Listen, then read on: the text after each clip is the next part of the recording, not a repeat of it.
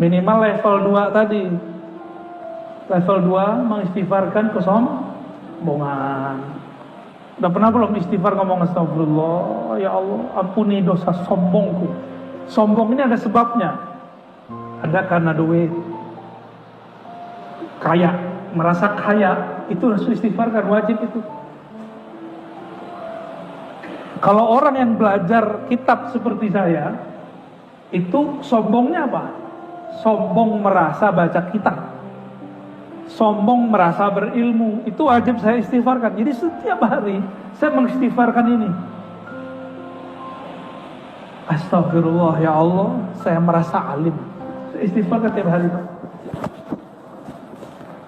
Jadi kalau istighfar itu jangan cuma astagfirullah. Harus ada makna, ya. Tidak usah panjang-panjang baca istighfarnya, tapi jelas. Jangan cuma doa yang terperinci, istighfar masih terperinci. Bapak Ibu yang bukan Allah, siapa yang mulai mengistighfarkan kolbunya, mengistighfarkan iri dengkinya, apalagi mengistighfarkan ibadah-ibadahnya, saya istighfarkan juga dakwah-dakwah saya ini. Siapa tahu kurang tulus, siapa tahu kurang ada perasaan apa, kita istighfarkan. Maka orang-orang seperti ini, insya Allah setiap hari jika diulang, dia akan sampai di satu makom namanya makom tawabin. Tawabin itu orang yang berulang tobat, berulang. Berarti maksiat itu akan selalu muncul. Setiap muncul dia langsung bersihkan, terus begitu.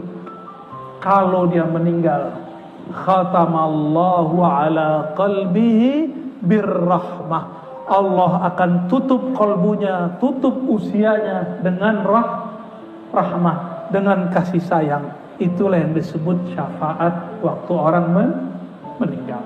Mau husnul khatimah? Nanti sebelum pulang, sebelum tidur di rumah, pegang dadanya. Ini serius nih, coba pegang dulu dadanya. Pegang dadanya, pakai tangan kanan ya, tangan kanan. Coba rasain. Coba bayangkan wajah orang yang paling kita benci. Coba. Udah kebayang? Coba sekarang, ya Allah, ikuti. Ya Allah, cabutlah rasa kebencian dari dadaku kepada orang yang aku bayangkan barusan. Tuh, kalau benar pasti merinding tuh. Pasti merinding tuh.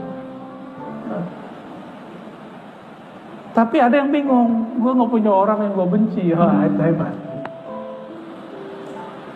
Gimana? Tadi ada orang yang kita kesel, kebayang wajahnya langsung. Sebelum tidur, mau jadi ahli surga? Mau jadi ahli surga? Tidur tidak menyimpan kebencian sedikit pun di dalam kolbu. Ini kalam Allah, kalam Rasulullah, kalam aulia-aulia Allah. Kenapa? Jika kita punya baju, mau ketemu orang mulia, ada kotoran di baju, diganti nggak bajunya? Ganti, pakai baju yang bagus. Ibu-ibu mau ketemu kekasih, waktu dulu masih gadis, atau yang masih gadis nih, mau ketemu orang yang kita seneng, mukanya dicek dulu nggak? Plok ya, biar nggak kelihatan kurangnya, sehingga ketika dipandang, yang memandangnya takjub, seneng, bener nggak? Kalau makhluk mau melihat muka ini, itu bagus-bagusin. Allah itu gak perlu diundang. Setiap detik, bahkan detik itu dibagi-bagi-bagi. Itu pandang Allah tidak pernah berhenti ke dalam kolbu. Udah pernah bedakin kolbu belum?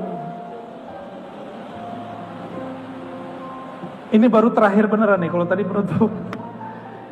Ibu-ibu ini bapak-bapak nggak tahu. Sebelum bedakin muka, Yang kotor dibersihin dulu atau langsung? Beneran. Namanya apa, Bu? Ada istilahnya nggak, dibersihin apa? Hah? Cleansing gitu ya. Waduh, kirain cilincing. Jadi muka ini kita sudah terapkan di dunia. Ini berminyak, bersihin dulu minyaknya. Atau dulu sebelumnya ada apa gitu, dibersihin dulu, baru dipakein bedah. Kalau dipaksain mukanya berminyak, terus kasih bedak, kejadiannya apa? Bikin enek.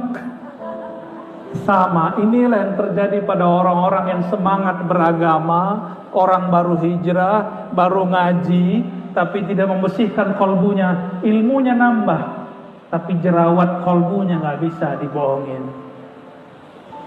Bikin enek. Dia beragama, tapi bikin buruk agamanya.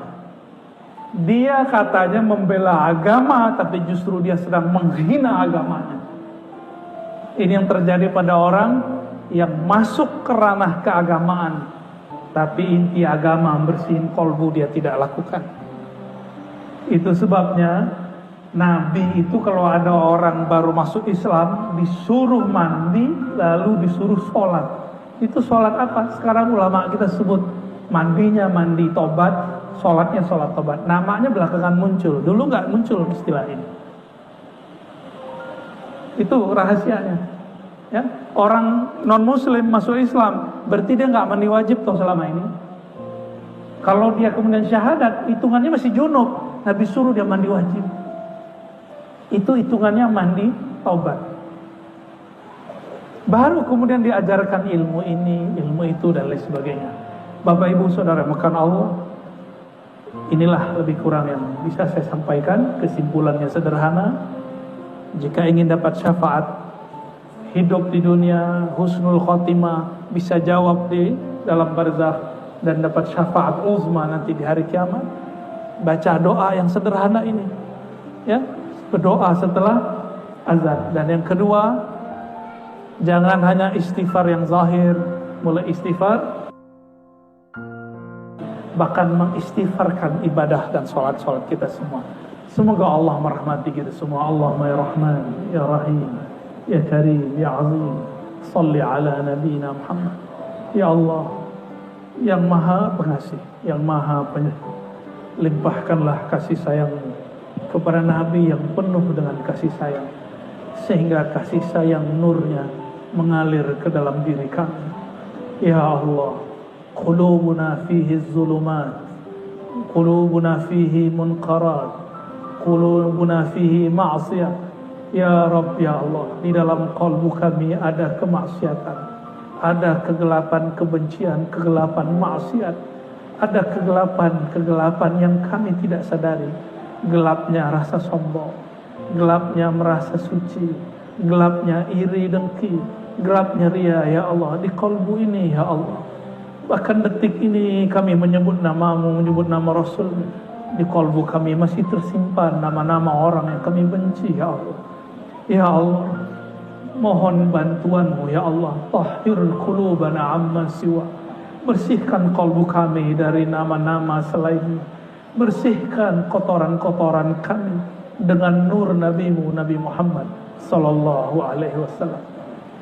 Allahumma ya Allah, ya Nur, ya Nur, ya Allah yang maha memiliki cahaya dan yang mengutus sang cahaya Nabi Muhammad sallallahu alaihi wasallam. Berilah cahaya siapapun yang hadir malam ini, siapa yang mendengarkan kajian malam ini. Allahumma ya Allah, kami tidak tahu kejadian esok hari, bahkan beberapa menit setelah ini. Hanya Engkau yang tahu, ya Allah, kami ini husnul khatimah atau su'ul khatimah. Namun ya Allah, rahmatmu maha besar, ya Allah. Bihaqqi nabiyika nabiyir rahmah, wa bi asma'ika ar-Rahman ar-Rahim al-Wadud ar-Ra'uf. Ya Allah, dengan hak Nabimu, dengan kemuliaan namamu, sifatmu Rahman Rahim, ya Allah, maka berilah kami husnul khatimah. Tetapkanlah dalam takdir kami husnul khatimah, terutama kepada siapapun yang hadir malam ini, ya Allah. yang mencintai Nabi-Mu ya Allah, dan siapapun yang mendengarkan kajian ini ya Allah, terutama kami yang mengatakan, yang berdoa ya Allah. Allahumma rabbana atina fid dunya hasanah wa fil akhirati hasanah wa qina adzabannar. Allahumma akhtim lana bi husnil khatimah ya Allah, biha ya Allah, biha ya Allah, bi husnil khatimah ya Allah, biha ya Allah, biha ya Allah, bi husnil khatimah, wa akhtimna bis sa'adah wa la takhtim alaina ya Allah bis sakhawah. Wa sallallahu ala sayyidil wujud sayyidil syafa'ah Sayyidina Ahmad, Sayyidina Muhammad, wa ala alihi wa ashabihi wa li baitihi wa zurriyyatihi ajma'in, walhamdulillahi rabbil alamin. Al-Fatiha.